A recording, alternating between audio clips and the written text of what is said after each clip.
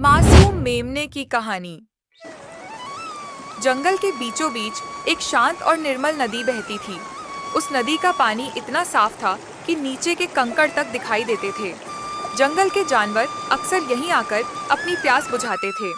एक दिन सुबह सुबह एक नन्हा बकरी का मेमना अपनी माँ से दूर नदी के निचले किनारे पर पानी पीने आया। वह बहुत भोला और मासूम था।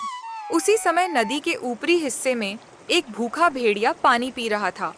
कई दिनों से उसे कोई शिकार नहीं मिला था। जैसे ही उसकी नजर मेमने पर पड़ी, उसकी आंखों में लालच चमक उठा। आज तो अच्छा शिकार मिल गया। लेकिन भेड़िया जानता था कि बिना वजह हमला करने से दूसरे जानवर उस पर सवाल उठा सकते हैं।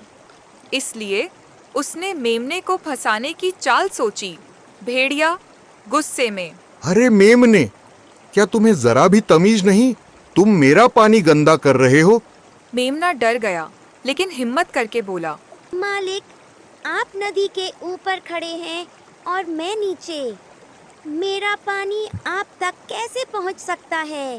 भेड़िए को यह जवाब पसंद नहीं आया। उसने दूसरा इल्जाम लगाया।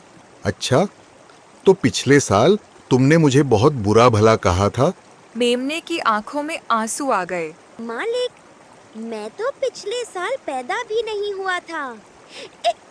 मैं ऐसा कैसे कर सकता हूँ? अगर तुम नहीं थे तो तुम्हारे बाप ने जरूर कहा होगा।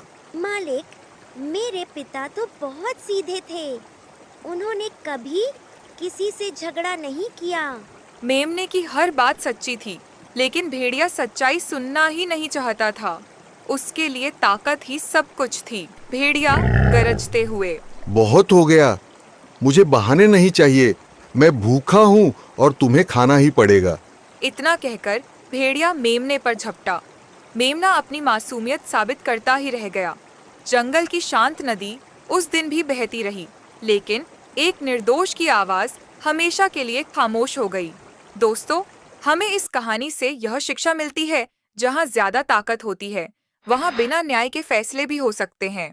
इसलिए सही और गलत की पहचान जरूरी है।